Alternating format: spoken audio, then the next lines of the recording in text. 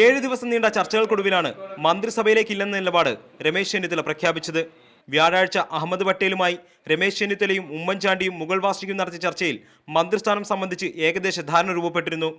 ഉപമുഖ്യമന്ത്രി സ്ഥാനം ചെന്നിത്തലയ്ക്ക് നൽകാമെന്നും ഇതിനായി ലീഗിനെ അനുനയിപ്പിക്കാൻ കഴിയുമെന്നും എ ഗ്രൂപ്പ് ആത്മവിശ്വാസം പ്രകടിപ്പിച്ചു.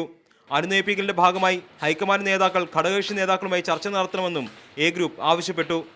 എന്നാൽ സോണിയാഗാന്ധിയുമായി ഉമ്മൻചാണ്ടി കൂടിക്കാഴ്ച നടത്തിയതോടെ ചർച്ചകൾ വഴിമുട്ടി. 7 ദിവസം നീണ്ട ചർച്ചകൾക്കൊടുവിലാണ് മന്ത്രിസഭയിലേക്കില്ലെന്ന നിലപാട് രമേശ് ചെന്നിത്തല പ്രഖ്യാപിച്ചത്. വ്യാഴാഴ്ച അഹമ്മദ് പട്ടേലുമായി രമേശ് ചെന്നിത്തലയും ഉമ്മൻചാണ്ടിയും മുഗൾ വാസ്നിക്കും നടത്തിയ ചർച്ചയിൽ മന്ത്രിസ്ഥാനം സംബന്ധിച്ച് ഏകദേശ ധാരണ രൂപപ്പെട്ടിരുന്നു. ഉപമുഖ്യമന്ത്രി സ്ഥാനം ചെന്നിത്തലയ്ക്ക് നൽകാമെന്നും ഇതിനായി ലീഗിനെ അനുനയിപ്പിക്കാൻ കഴിയുമെന്നും എ ഗ്രൂപ്പ് ആത്മവിശ്വാസം പ്രകടിപ്പിച്ചു. അനുനയിപ്പിക്കലിന്റെ ഭാഗമായി ഹൈക്കമാൻഡ് നേതാക്കൾ ഘടകകക്ഷി നേതാക്കളുമായി ചർച്ച നടത്തണമെന്നും എ ഗ്രൂപ്പ് ആവശ്യപ്പെട്ടു. എന്നാൽ സോണിയാഗാന്ധിയുമായി ഉമ്മൻചാണ്ടി കൂടിക്കാഴ്ച നടത്തിയതോടെ ചർച്ചകൾ വഴിമുട്ടി.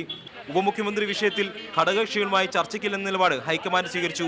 ഇതോടെ ലീഗും തങ്ങളുടെ നിലപാട് കടുപ്പിച്ചു. ഈ സാഹചര്യത്തിലാണ് രമേശ് ചെന്നിത്തല സോണിയാഗാന്ധിയെ കണ്ട് തന്റെ നിലപാട് വ്യക്തമാക്കിയത്. തന്നെ അപമാനിക്കാനുള്ള ശ്രമങ്ങളാണ് നടക്കുന്നതെന്നും അപമാനിതനായി താൻ മന്ത്രിസഭയിലേക്കില്ലെന്നും രമേശ് ചെന്നിത്തല സോണിയാഗാന്ധി അറിയിച്ചു. നിലപാടിന് സോണിയാഗാന്ധി അംഗീകാരവും നൽകി. ഉമ്മൻചാണ്ടി മന്ത്രിസഭയിലേക്ക് ഞാൻ ഉണ്ടാകില്ല. അടുത്ത പാർലമെൻറ്റ് തെരഞ്ഞെടുപ്പിനെ ഒറ്റക്കെട്ടായി നേരിടാൻ വേണ്ടിയിട്ടുള്ള പ്രവർത്തനങ്ങളുമായി മുന്നോട്ട് പോകുന്നതാണ്. ഈ നിലപാട് സോണിയാഗാന്ധി അറിയിച്ചു. സോണിയാഗാന്ധി അതിന് അംഗീകാരം നൽകിയിട്ടുണ്ട്. ഒരു പുനഃസംഘടന ഉണ്ടാവില്ല.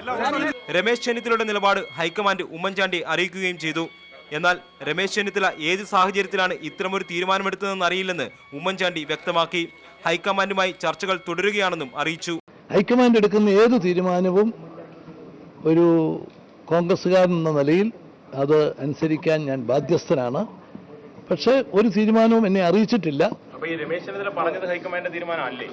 ഞാൻ പറഞ്ഞല്ലോ, ഏത് സാഹചര്യത്തിലാണ് KPC പ്രസിഡന്റ് അത് പറഞ്ഞത് എന്ന് എനിക്കറിയത്തില്ല. ഞങ്ങൾ തമ്മിൽ പിന്നെ ബന്ധപ്പെട്ടിട്ടില്ല. രമേശ് ചെന്നിത്തല നിലപാട് വ്യക്തമാക്കിയതോടെ മന്ത്രിസഭാ പ്രവേശനം സംബന്ധിച്ച ചർച്ചകൾക്ക് വിരാമമായി. എന്നാൽ രമേശ് ചെന്നിത്തല നിലപാട് സ്വന്തമായി പ്രഖ്യാപിച്ചതിലുള്ള അതിർത്തി ഉമ്മൻചാണ്ടി ഹൈക്കമാൻഡിനെ അറിയിച്ചിട്ടുണ്ട്. മീഡിയ 1 ഡൽഹി.